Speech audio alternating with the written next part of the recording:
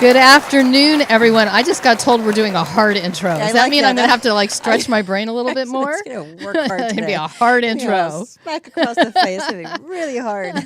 Good afternoon. You have joined Distill at a 360-degree view of life in sports. My name is Wendy Rosenthal, and after that hard intro, I'm very excited. Are you feeling it? I'm feeling it. I'm very happy to to say hello to my co-host and partner. I'm sorry. Now I got the giggles. What's your name? I'm not going to say it because it's going to be even a harder intro than it was before. Ira Schwitzer. Hi, everyone. Hi, everyone. How are you today? I was doing really well until you said to me that you don't actually know who Luka Modric is, and so I'm very, very disappointed I have to inform folks that not only has our professional relationship come to an abrupt end, but so has our long-standing friendship.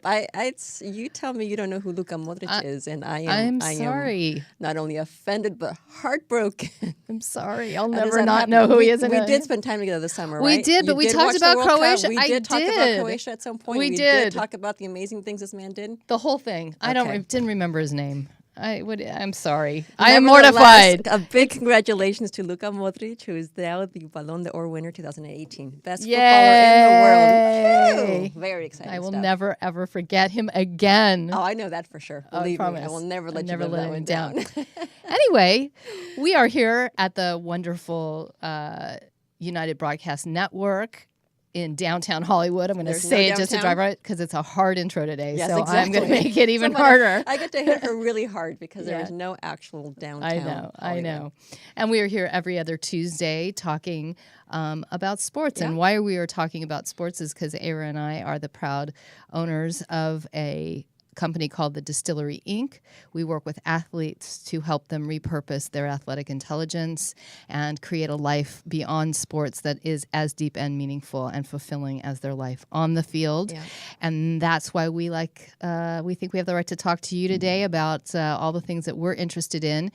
But mostly we look at sports from a different perspective. We like to see the kind of behind the scenes, the little known stories, less about what's happening on the field and more about what is really going on around sports, because the reality of it is, and we feel this very, very deeply, that... And we see the example of it all the time. Yeah, sports is a metaphor for life. And when you talk about sports, you're actually talking about life in general. And so we are very grateful for all of those of you who have tuned in. Thank you so much, and who are supporters of us. We want to say hello to Ryan, our fantastic, fantabulous, wonderful engineer. Yeah. How you doing? To be back. I'm so happy to see you today. So as we normally do, we are going to start the show off with talking a little bit about what's going on in sports that's making us either angry, excited. A very exciting thing. She's gushing. Are you seeing her happy. face, Ryan? She looks like she just went on a first date. Every year it's Cristiano Ronaldo or it's Leo Messi. So it's boring. This is they're amazing like, players, but Lewis Hamilton always winning the world championship in Formula One. But not just anyone, it's Luka. I know. Luka. And we are partial to Croatia here at the Distillate Group. Yes, we are. So we want to find out what's going on your mind today, Ryan. Okay, so this hits a little close to home, but Mike McCarthy has been fired from the Green Bay Packers. Yes. Are you happy? Not happy? Mixed I'm feelings. hopeful. I'm hopeful, I think is the word. I'm sad to see him go. I like him a lot.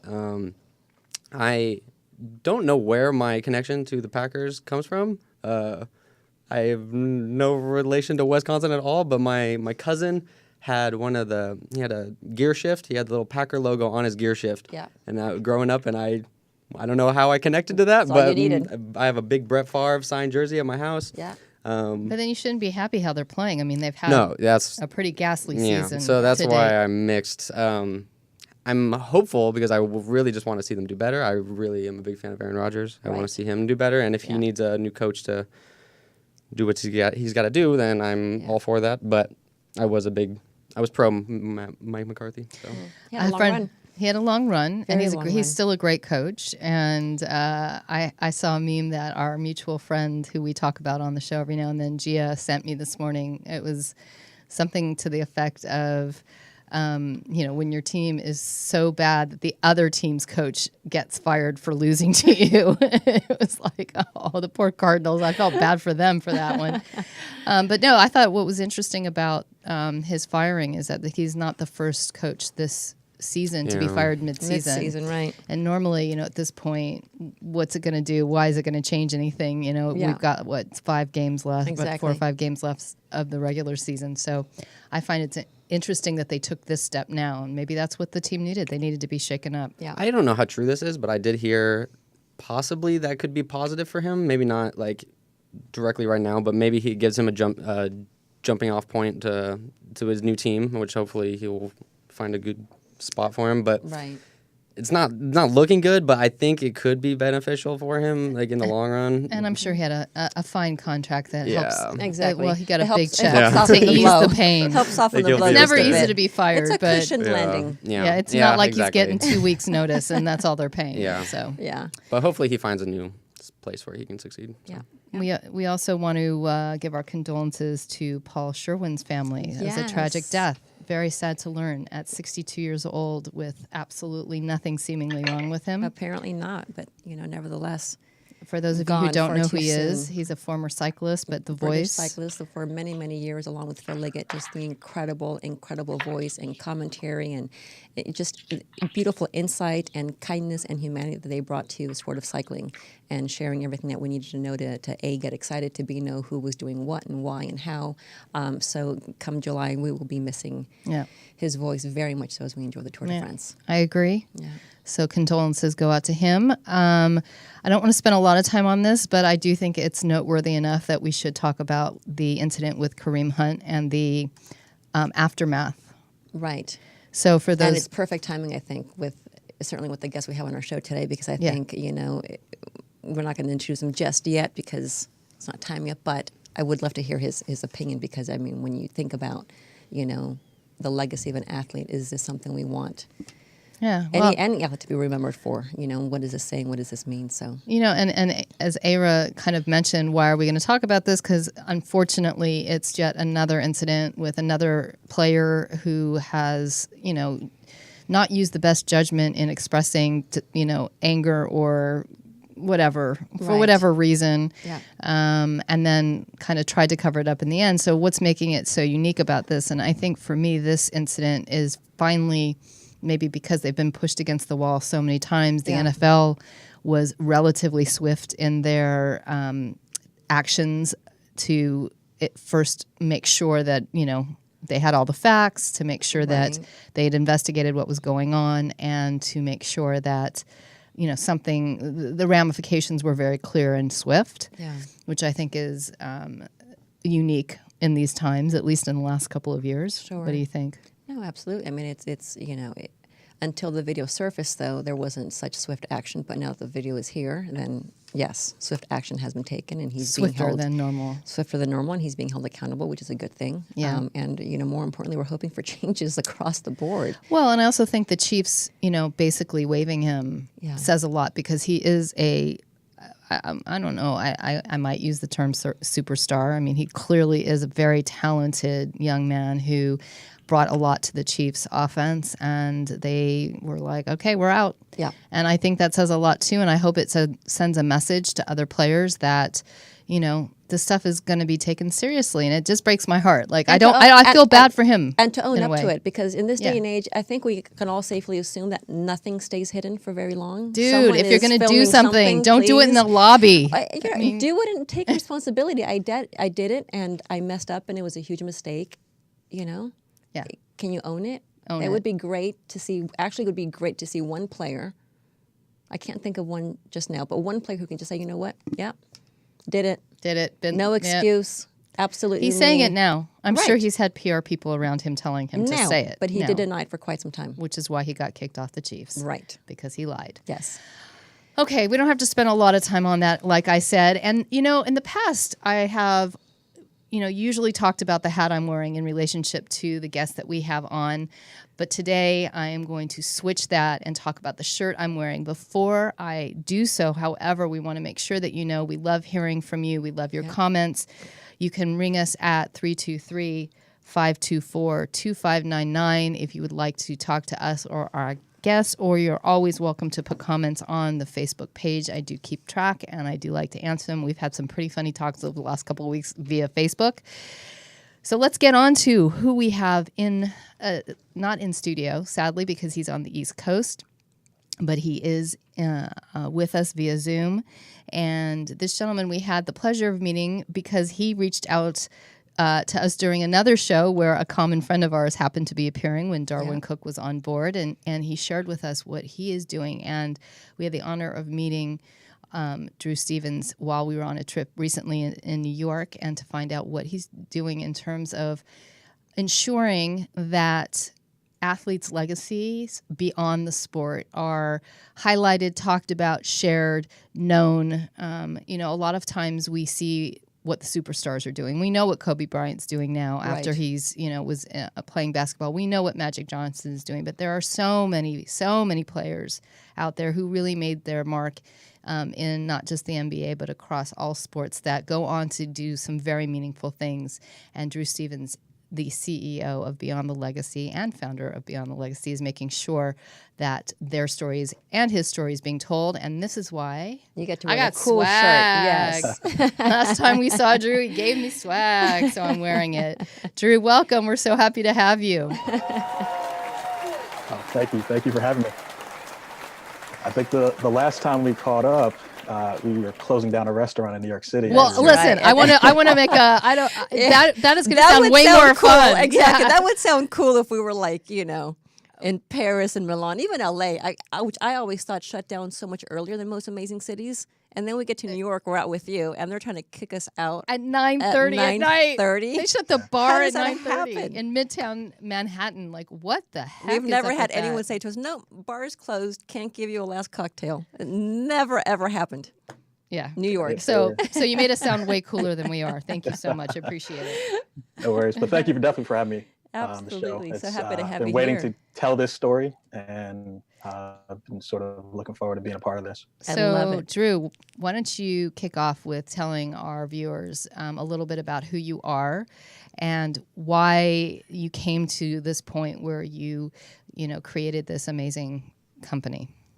Okay, so before we can go to the present, I think I want to sort of start from where everything began. And I want to sort of tell the story from growing up where I was born and raised in Morristown, New Jersey, to present day as to where I am with Beyond the Legacy. There's a lot of things that go into people coming into your life for the right reason, opportunities and different things. So I'll sort of start from the beginning, and we'll sort of close with how I created Beyond the Legacy. So my story begins in Morristown, New Jersey. I was born and raised. Basketball was my love, my first love. I never told this story before. When I was born, my next door neighbor told my mother he had a half court in his backyard. His name was Michael Doyle. And his wife was like, "When are you going to get rid of this thing?" And his words were to his wife, "I'm going to keep it around." So it was almost like their lawn stopped at a certain point, then they had a full half court cut out in their backyard. Yeah. And he says, "I'm going to keep this for Andrew." He said, "This is going to be for Andrew." His children were teenagers and going into college, so they're going to be gone. And he kept it for me when I was born. That's awesome. And it was just there staring at me in my backyard. So basketball was almost like meant to be. Yeah. I played basketball with my friends growing up. We were like The Sandlot, like the movie. We were playing after school in that on the half court. We were watching basketball. I mean, I remember my father cutting the grass, and he would just stop everything he was doing. This is back in the 80s. And for him to stop, it meant something was going on. And it was basketball on CBS. It was the Lakers. It was the Celtics. It was maybe the Pistons and the Sixers. It was playoff basketball. And at the time, I'm just going to interrupt you real fast. I'll probably do that a few times, Drew, so apologies up front. But, I think it's important, again, to always talk about the fact that sports, it's so ingrained. Like some of us, not everybody, but, if you have a little bit of sports around you, like in my family, my dad was talking on our show the other day. Right. In the same way, I was... I can't even, from the time I can remember, it was like a part of our house. Sure. That's what we did. Yeah. we watched sports, and we talked about it, and I was never going to get out and be a quarterback, but it's amazing how your family and how you grew up, it really does shape your whole thing. Yeah. Sorry, go ahead. Oh, absolutely. I mean, I even date back, like my first game was in 1986. Yeah. New York Mets against the Astros. It was a regular season game my father took me to.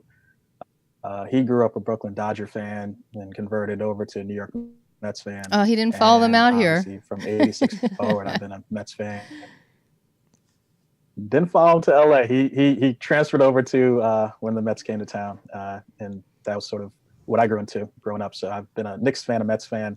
And don't ask me why, but I do have family in California. I'm a 49er fan from the Montana, Ronnie Lott, oh, wow. Jerry Rice days. Sorry. Yeah, so it's definitely not the typical trifecta of teams that someone would follow. But, since, sort of growing up, I would say basketball was everything to us. We sort of turned to it. We watched it. We debated about it. It was everything imaginable. And then, when I graduated from high school, I attended Berkeley College, received my associate's degree in office systems management. From Berkeley College, they provided an internship, and I was working at a real estate company that handles commercial and residential real estate. And I did that as an internship. And eventually I transferred over to Montclair State and received my bachelor's in management information systems. So the story actually starts at this real estate company. It was based in New Jersey, and there was a person that handled our risk insurance. And he stopped me one day in the parking lot, and he just said, "Drew, like, what do you really want to do? Like, you're doing an amazing job here. People love you. But what do you really want to do as a career?" And I told him right in the parking lot, I said, I love to work in sports. I don't care if I'm selling tickets for the, New York Knicks, the New Jersey Nets at the time. Yeah.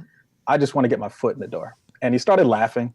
And I'm like, okay, well, this is a short story. It's sort of ends here, and we can sort of go inside into the office and you can laugh about it. And he says, no, I know someone that I handle his basketball risk insurance for his summer camp. And he's an executive director for the National Basketball Retired Players Association. And he's moving his company from Rhode Island to New York City to be closer to the NBA office. So the Retired Players Association was the alumni for the NBA. So there's the current union, which is the Players Association. There's the league office, and then there's the Retired Players Association. They go by Legends of Basketball now. That's their sort of current name. Yeah. So it ended up, I skipped out one day from school, and we went into the city, and I met this gentleman, and his name was Mel Davis. And we sat down for an hour and talked, and he says, "How would you like to be an intern for the summer of 2000?" And that's where it started. I was an intern for them in 2000 in the summer. They brought me to the Bahamas to their joint meeting with the current players and the retired players. So here job. I am at the Atlantis Resort and Casino in the Bahamas with Patrick Ewing. And you were willing to sell tickets at a basketball game. I just wanted to just get my foot in the door. I didn't expect this far deep into the door. Yeah. But here I am, I'm on this island with Bill Walton and Oscar Robertson and Dave Bing and Scottie Pippen and Michael, in sort of everybody imaginable that's a retired player and a current player. This is sort of the meeting that they would go to after the NBA finals. Okay. This is sort of in between after the draft and everything. Mm-hmm. And it's joint meetings between the two. There's golf. There's almost like a sort of a cool vacation for the families. And it's sort of an opportunity to sort of conduct business, but also, sort of pleasure as well. So this was like my orientation to basketball legends that my father grew up watching, NBA players that I admired growing up and just watching, and here they are right in front of me. So I would have fallen over. Yeah, I would have probably fainted. Absolutely. Yeah. I mean, if Patrick Ewing walked past me, I literally would have been like, Yeah. Scottie Pippen, are you kidding me? How did you make it through the whole thing? I would have been literally like, I would have been on my back. It was truly a humbling experience. And I used to joke, like, being a Knicks fan, I was back then there was some big rivalries with them and the Miami Heat or the Pacers and obviously the Bulls. And here I am, and I used to joke with my friends. I'm like, oh, I can't, at the time, couldn't stand PJ Brown. He just was such a dirty player in my mind in terms of, what he did against the Knicks and flipping Charlie Ward and all these various things. And I was like, imagine if I ran into this guy one day, what I would say to him. And here I am on an elevator with him and his family. And did you say what you wanted to say? He jumped. Well, you'll see what happens. He jumps in the elevator. He was the nicest man imaginable with his family and his children. And I opened my mouth and I was like, what floor can I get for you? Yeah. That's all I could say. Yeah. I got to tell you, that happened to me in London with Pete Carroll. I was like, ever since he did what he did to USC, I literally, and I've said the same thing. Like, if I saw him, I'd punch him, I'd hurt him. And when we were in London for the Seahawks game, he literally walked like right past me, and everybody I was with turned around like, hey, Pete. And I'm like, fight on. I'm like trying to convince him that I am a Trojan, and I'm like, I wanted to tackle him, but you get in those moments, you're like, he's still a legend, man. He's still Pete Carroll. Right. What am I going to do? Yeah, exactly. That's so great. It's so like, to me, it's like it truly showed me the human side of these athletes, and being around their families. It was special to see. And fast forwarding things, I was intern for them for 2000 and 2001, and then I graduated from Montclair State in 2002. And when I graduated, I was hired full time by my boss, Mel Davis, and I was senior manager of IT. And I did quite a few things, beyond sort of the IT title. I was doing vendor management. I was responsible for building their first website back in 2004. And back then I had an amazing relationship with this agency called Treehouse Agency. And there's actually going to be a story about this company later on in my story. There's two brothers, the Caccavano brothers. It was Michael and Joe Caccavano. And they were integral in sort of launching and developing and creating the website for the Retired Players Association back in 2004. So definitely have a strong affinity and a close relationship with them, because while it might just seem like a business relationship, there was a personal side to them, and there was also a family component to them that made me near and dear to them and always kept sort of close touch with them. There's a personal story about the brother, Joe. His son had a medical procedure. And I remember at the time, I rallied the entire team at my company, and we put together this really cool care package for his son and sent it to the house. And from that point forward, Joe always brings it up every once in a while when we catch up about just, hey, that really meant a lot to my family, and we never forgot about that. Sure. And to me, it's like, that's just an example of, too often we treat people just, I need this from you, and this is, what I need done, and treat it as business. I think there's a personal component to treating people from a human aspect, to sort of treat them as human beings, not just as people that you need things from. And it's such an important awareness, I think, to have a discussion to have, because we tend to look at certainly the superstars as these, untouchable, they aren't even human to us. Right. We're watching them on the screen, or in real life if we're lucky, and we expect so much of them and have these huge demands of them, and forget that they're human. At the end of the day, they have a family to go home to, and they do have that beautiful human side you were touching upon earlier, where they've done one thing on the field that's just is torn you up, and you promise yourself that if you get to catch them on their own, you're going to say everything you need to say to them, and then you run into them absolutely human, right? Absolutely human. We forget that. We do. It's such a good reminder. So true. Yeah. I mean, so, just thinking about everything I touched when I was at the Retired Players Association, it was like everything from event planning for All-Star Weekend, event planning for the annual retreats. Yeah. I engaged with sponsors. I even planned an overseas basketball tour in Bermuda.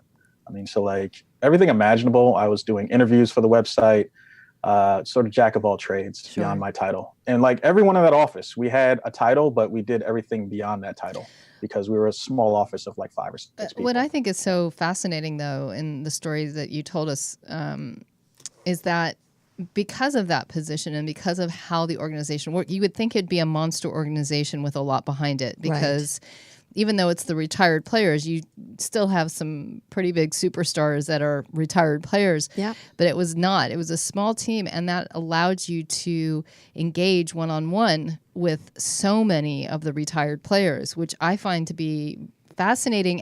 And for me, it says something a little bit about the fact that the NBA almost sorry if I'm going to be a little controversial, doesn't care so much about the retired players. Like it doesn't feel as important, like you would think there'd be a machine behind it because there's so much they could do and there's so much they could be doing for the NBA in terms of profile and all of the things that you're going to share with us. And yet, it's kind of like this small little organization that has 5 people behind it. Yeah. And a lot has changed. I can't speak on behalf of the organization now. Of I course. know they're bigger. They're doing amazing things in local communities across the country. But from my time there, it was definitely a very intimate group and allowed you to get to know the actual members and their families very personally. So like it was sort of getting to know them as if they're like your uncles and, sort of their wives are like your aunts. And it was really personal. And to me, the biggest change that happened in the organization, there was a leadership change.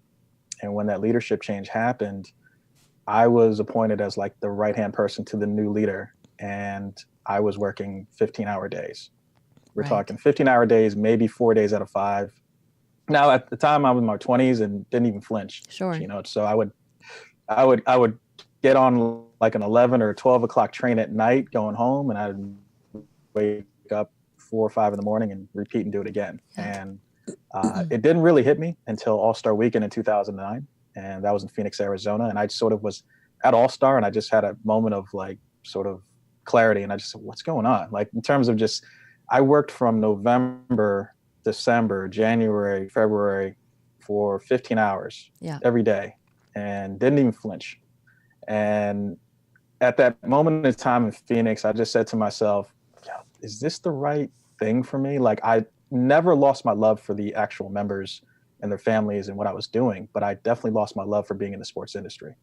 And something happened personally to me when I returned home to New Jersey and I was at work one day. I received a email, which was eventually followed up by a phone call by my friend's sister. And on that sort of call, she shared with me that one of my best friends that lives in Portland, Oregon, passed away in a car accident. And her name was Veronica Flores. And we were super close. Not a day went by that we didn't talk and communicate. And she was an inspiration. I actually, spent time out in Portland, Oregon with her, went hiking, went to the coast, took her to a Portland Trailblazer game, and like just countless things we shared together. And we were the closest of friends. At that moment in time, I dropped everything I was doing and probably made one of the best decisions in my life and flew out to Portland that evening. I made it in time for the services. I was there with her family to pay my respects. And we celebrated her life after the funeral. And it made me realize that there was a lot more important things in life than just this amazing job and maybe this sexy, appealing job that I had in terms of working in professional sports. And I made a decision before I returned home that job or no job, I was going to walk away from sports. I just felt like my life wasn't where I wanted to be in terms of personally and professionally. And I needed a clean slate and I needed to do something new. So here's where it gets interesting. I landed in Newark, New Jersey. I was returning home and I received a text message from Mike Cacavano. And Mike actually knew I was looking to transition away from sports, but it wasn't something serious at the time in terms of, like a 911 emergency to get me out of there. But he said, hey, when you get home, check your email. And, he says, I have something special for you waiting for you in your inbox. I get home and Mike made me an offer to his company. It was a significant amount of money more than I was making in sports.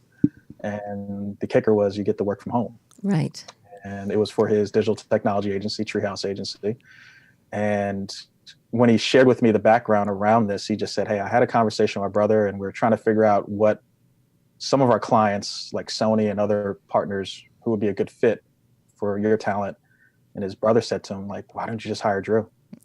Like, he can help you with everything you need. Like, think about what he's doing in sports. Yeah. Imagine you have that support with your agency. And that's how it started. So I'm aware of time, and I know there's so many stories that you have. So how did that then become the seed of, beyond the legacy and the stories that you want to bring. Like, you have this love of sports, and you had the access, which now you've walked away from. Sure. Right. So what drew you back, and why specifically the idea to get the stories out of all these amazing former athletes? So for me, even though I walked away from sports, I was having conversations with these gentlemen periodically, whether it's Facebook, whether it's chat, whether it's on the phone. And there's so many amazing stories from when I worked in sports, and there's so many amazing stories I'm hearing over the phone. And I'm like, there has to be a platform for this. There needs to be something where their stories are actually going to be able to live forever. And it was the summer of 2017. It was August of 2017. I just had conversations. I spoke to different people from the Basketball Hall of Fame, from the NBA office, the Players Association office, former athletes. And they said to me, hey, you can go back to corporate. They'd love to probably have you back, but think about something you want to do that actually means something to you. And when I think about what I loved about sports, when I worked in sports, it was actually the stories, it was the families, it was the tradition of what they embodied. And that's what sort of everything fast forward. August of 2017, I decided to create my own LLC called Beyond the Legacy. And Beyond the Legacy is a platform for former professional athletes to share stories, lend their voice to a cause, and mark their impact to society beyond sports. And I created it. Fast forward to March of 2018. I worked with an amazing creative director who I've known from my Treehouse agency days. His name is Dave Pappas, Dave Pappas Creative Studio. And he was able to turn my vision into reality. I mean, everything from branding, strategy, logo creation, and the platform that is beyondthelegacy.com was thanks to Dave Pappas and his team. And in addition to that, I definitely want to give a special shout out to a friend of mine for 10 years, Lauren Freestone. She handles a lot of my copy editing for all the content that you see on beyondthelegacy.com. So she works for an amazing publishing company in New Jersey, and she definitely works with me on the side as a consultant. So fast forward to everything else, March 28th of 2018, I launched the website, and I've produced about 10 stories thus far, and they're all human interest stories. So you don't even have to be a fan of sports. Like, you don't have to know about the different milestones and championships and accolades. This is all about who they are as a human being beyond the game. What are they doing to give back to their community? Foundations, inspiration, words of wisdom, gratitude, all various things that sort of get swept under the rug and sort of go under the radar unless you're aware of what they're doing locally. Well, the other thing I feel too is that the types of players that you're talking to, and we want to get to some of the people that you have talked to and to share some of their stories, is that, look, you're going to find places like the Players Tribune, other, ESPN does a series, the 30 for 30, and looks at, athletes in a similar way. But for me, what they're doing is they're looking at the superstars, the ones that that everybody's going to know, that's going to really get out there, that will drive, and I don't want to say they do it just to drive viewership, but, on a certain level, it's like, that's what's important. And what we thought was so interesting when we met you is that you're looking at players that are that kind of that mid-level, that maybe not so popular, not so well-known, but who made an impact while they were players regardless, because they're players. They were out there. They were doing things. They did impact their communities while they're players, but they're carrying that legacy on. And not everybody might know who they are. And I really feel that that's such an important thing to do, like to know who the not so famous players are and how much their involvement in sports has and continues to impact people's lives all over the world. And that's the word that, keeps coming to mind for me when I think about what Drew does. The first word that came to mind for me was impact, because I think, legacy can sound so far-reaching. It can be like something that's so intangible. You know, who are any of us to think we're going to leave behind a legacy? What does that really mean? And certainly, I think for so many people thinking about sports, if you aren't the Kobe Bryants, you don't think you're creating or even leaving behind a legacy that is meaningful in any way. But the real word here that comes to mind over and over again is impact. Like you said, like Drew said earlier, are you making an impact in the lives of those around you, in your communities, in the world at large? I remember when I was first reading about Drew and what he does at Beyond the Legacy, it popped into my mind immediately. Kevin Costner. He's like the Kevin Costner of films for me. I love Kevin Costner because he makes the films that to me are so much more relatable and impactful. Drew is like the McFarlane USA stories. You know what I mean? That's great. Yeah. McFarlane USA, that film for me is it's the relatable story. You know what I mean? That is something that most of us can relate to that more than we can relate to the LeBron James story, the Kobe Bryant story. You know, it's those everyday stories of you know, what might seem small scale, but truly meaningful, truly impactful, truly inspiring to anybody, I think. You know, so, and I do have to say, Drew, you know, you talked earlier about just those small details, those small actions that mean something. And I would be remiss if I didn't say when we first met you in New York, you did exactly that with Wendy and me. And we were so really so touched, and we were so grateful because you were just, it was, aside from the fact that you are a beautiful soul and super bright and doing incredible work, you are obviously creating your very own legacy, and we are so honored to be able to witness this in progress. But you were amazing in New York. We got really good cupcakes, I got to tell you. Thank God for the cupcakes on the way home. We were very happy. But it wasn't just the swag or the cupcakes. I I mean, it really was you, like you said, you know, took the time to stop and think of us and care for us and showed that, you know, care, you know, and it made such an impact. We walked away very touched from that meeting.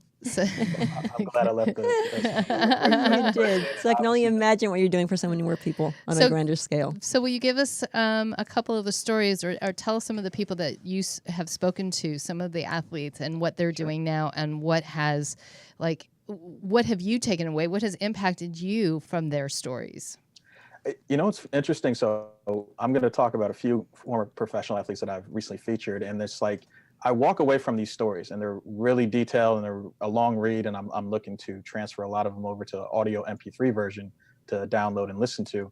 But I'll write a story. I'll sit down with them. We'll talk for a couple hours. And then after I read the story again, there's other takeaways and short stories within these stories that sort of speak to me. And one person I'll talk about was someone I just saw yesterday. If you look at my social media, I was with Robert Pack last night. He's an assistant coach with the Washington Wizards. Robert Pack and I go back. Remind people who Robert Pack is, just in case they don't know. Robert Pack played for the University of Southern California. That's why I wanted you to say it. Go Trojans. Sorry. Go ahead. And he played several years in the NBA with the Denver Nuggets, most prominently, probably. He was in the dunk contest, if you remember, against Isaiah Ryder that year, where he had a really good showing and just a phenomenal human being.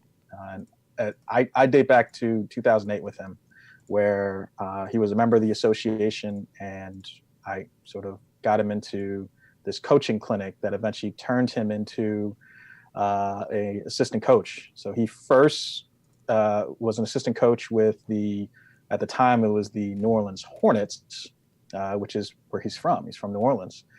He's coached for the Los Angeles Clippers as assistant coach, Oklahoma City, and the New Orleans Pelicans, and then back to this year he's with the Washington Wizards. So Robert, in his story, he has this foundation, the Robert Pack Foundation, based in New Orleans, and that's his world. He does everything imaginable for these children. He tries to show them a world outside of New Orleans. Every summer, he takes them on a trip somewhere new. This past summer, they went to Memphis, Tennessee. The year before, they went to Washington, D.C. And the Washington, D.C. trip, this is sort of the short story within the story. He was telling me about this, and they took him to Howard University. They took the kids, it's about 20 of them, to Georgetown University. They took them to the African American Museum. So they're showing them a life that's obtainable, sort of, if you really want to put in the work. Sure. And he was sitting on the bus, and he's exhausted and he's sort of half listening, and the kids in the back are talking, and he heard them saying, "Hey, like, I can see myself going to Howard University." And then like his ears perked up and he goes, see, that's exactly why. That's exactly why I do these trips. This is why I do everything for the kids, because inspiring, sort of making them believe in themselves, Right. and sort of showing them that there is an opportunity for them to achieve something beyond sports. It doesn't have to be about sports, Right. but to achieve something special is what he lives for. I mean, so. Thank you. I mean, that's, of course, he went to USC, so of course he has that in him. No, but no, I mean, no, it's a beautiful story. And I have a question here from a very special person to me, who's my dad, but he's asking, is there some kind of coalition of athletes to create where these athletes that aren't as recognized can create more of an impact? And I think it's a really good question, because it sparked in my mind, you know, can a retired players association do that for them, or does it take somebody outside of that organization like yourself? Like, can what you're doing, do you envision it being something that can take all of this amazing acts of, you know, not just good, like all of the stuff that they're doing, Sure. and bring it to a surface in a way that actually now, because they're all in one place, can have a bigger impact? Yeah. That's a challenge. So like, even when I worked in sports, there was only so much that you can publicize and share about the different athletes. And then there's outside third parties that are going to do spin-offs to feature them. So I just truly feel there's more than enough opportunity and space in this digital platform world to showcase all these different things. Like I said, there's all these different things we talked about, from the 30 for 30s, the Players Tribune, there's all the different platforms out there that talk about all different things in sports. So I just feel, unless they are willing to go this path and go all in, I think there's more than enough room for people like myself and other people maybe I can inspire, or people that are currently doing it right now and Sure. more farther ahead than me in this space, to do this and sort of show impact and show legacy and show sort of the lineage of what these guys are doing, you know, beyond the game. Is there a common theme you found in your discussions with the players when you ask them, you know, like I know you're asking them questions in order to draw out their stories. Is there a common theme, like hard work, or, you know, being given opportunities? Like, what do they say help them create their legacy within the sport and beyond? Family's huge. I mean, everything starts with family, regardless of what their situation was at home. It starts with family. It starts with values that sort of their family instilled in them. And then from there, it's just honestly not taking what they have for granted. You know, the different skills that they are blessed with, they only take you so far. You know, you have to sort of work hard. You have to put in the work. You have to show up on time. You have to be humble. You have to realize that there's going to be a reality check no matter how good you are. Like, there's points in time where you're going to be phenomenal in high school and you're going to be untouchable in college. And then you enter the NBA and you're just one of many that are just as talented, if not more talented than you. Sure. So I think a lot of them, they think about what they experience in their childhood and they say, if I have an opportunity, and obviously they're given the platform as an athlete or someone that's looked upon as someone that people highly regard, I got to do my part. You know, a lot of that was instilled by family. And like, for example, someone like Gerard Mustaf, who I recently featured, his father instilled those values into him. And it was like his responsibility to his community to give back. And for Gerard, he put together this program called the Take Charge program. And it was founded between him and his father. And they have made an amazing impact in the DC, Maryland area. And I have like a quick short story about that. Yeah, please. His father impacted so many children that were in correctional facilities and juvenile detention centers, and children that people probably thought were going nowhere in life. And fast forward to present day, he's taking his grandchild to get his haircut. And he's at the barbershop. And at the barbershop, they said, "Are you Mustaf?" And he looked at him, he said, "Yeah." And he says, "Your father, Shar Mustaf?" And he goes, "Yes, that was my father." And the barbers were saying, "You know what? Your father had the biggest impact on me. People thought and said to me I was a loser, I was going to go nowhere, I was nothing but trouble. he always found time to point out the positive things about me, to tell me, to stay determined, why, I should stay, sort of focused and positive about who I am as a human being and why I'm a good human being. And because of him, he goes, I am where I am today. And Gerard is like sitting back, listening to this conversation. And here is a barber that his father inspired many years ago, cutting his grandson's hair. So wild. And I love that. Unfortunately, his father is no longer with us, but that just shows you the impact of legacy and what you do onto others. Because there could come a point in time you might impact someone and you never will ever see it come back to you in terms of like the gratitude or thanks. Yeah. But that's sort of why you have to look out and do amazing things for people without even worried about what you get in return. Right, because that impact is very real and it keeps going. And how do these athletes view the platform that they were on or received while they were athletes? Do they feel like if it weren't for that, they couldn't have gone on to do the things they're doing now with their foundations and all the giving back they're doing? I mean, do they put it in perspective, or are these guys they were going to do it anyway, and the sports was just kind of a one, a stop along the way? Do you feel like you've gotten an impression of that at all? I would say the sports is just a bonus. To me, a lot of these athletes started their foundations when they were still players. So not all of them waited for them to retire from the game to start these foundations. I think a lot of it was, hey, when I get to a certain point in my life where I'm established and I can give back, that was the most important thing to them, which was just giving back to the community. Because for like Robert, he sees the children that are part of his foundation. He goes, they remind me of myself and my friends, and we can sort of relate to these kids. It's a different era. Obviously, things are different now, but there's so much that resonates with him and his children at the foundation. So the one thing I definitely want to share is, how I'm doing the storytelling. So like there's the traditional writing that I do, which are relatively longer reads, and I'm looking to convert those over to MP3s and audio format for the viewers.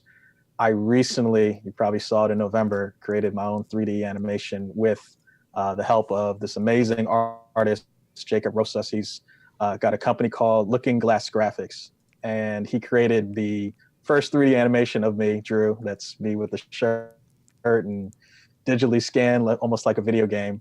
And it's on my YouTube channel, and it shows my intro. It's an intro of my brand and Beyond the Legacy from a 3D animation standpoint. And I'm looking to have athletes narrate personal stories like the barbershop story or the story on the bus with Robert Peck in 2019 for the viewers to see in a different form, and just something digestible that sort of will cater to a different audience.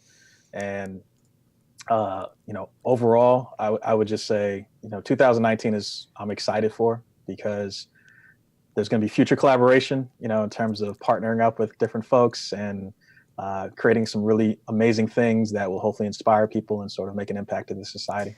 What's the one thing, because believe it or not, as always, we're running out of time, which no problem. It never comes as anything but a shock to us. Yeah. What do you hope for the Beyond the Legacy message? What's the one message you really want to get out there to people? What do you want them to take away from the work that you're doing? I want to say, without people viewing and following and sort of taking a look at my social and following, it means nothing, right? So I want people to, if you're on social media, follow me at BT Legacy 365. I definitely want to create content that's going to actually be inspiring and relatable to everyone, whether you like sports or not. I think there's a lot of real themes that people can relate to, and they'll resonate with people. And I think that the more people that sort of take a look at what I'm doing, that's the only sort of message I have. You have to sort of see it to believe it. And hopefully that's sort of, I gain a viewer or so from this program, and a new follower too. But I just sort of blessed to be doing what I'm doing. And quickly tell us how we can find you. BeyondTheLegacy.com is the website. Social for Twitter, Instagram, and Facebook, it's at BT Legacy 365. And we encourage everybody to check out Drew's stories because they really are amazing and inspirational. And we are very lucky to know one of his subjects. And in our dealings with Darwin Cook, we see exactly what Drew saw in him and why he talked to him and his story. So if you want to be inspired by really the legacy of amazing athletes and what they're doing, which is even more important than what they did in sports, please go ahead and check out Drew's site. We're at the end of the show. I want to thank everybody who tuned in. Thank you for your comments. We are back again next week. We have had a lot of shows. Been very busy We've been lately. very busy. And we're very excited to be back on the 11th with Lisa Clark, who is an amazing woman, car race driver who I'm race car driver. Yeah. Sorry. I got so excited I said it backwards. I'm so excited to have her in studio because I'm a motorhead. Well, you love car racing. I love car racing and I'm a motorhead. So and she's a fascinating woman. So we really hope that you join us next week. You can find us at the Distillery Inc. or on our Facebook page. We are on Spotify, Castbox, iHeartRadio, iTunes, Google Play. I found out. Is that right? Yeah, wow, we're all over the place. In really good ways. In really good ways, all over the place. So please subscribe to us, like us, and share. And we look forward to seeing you again. Thank you, Ryan. Shout out to our friend and viewer Terrell Owens. It's his birthday this week. This Friday, happy yes. Birthday. Happy early birthday. And Drew, again, thank you so much. We'll see you all next week. All right, thank you.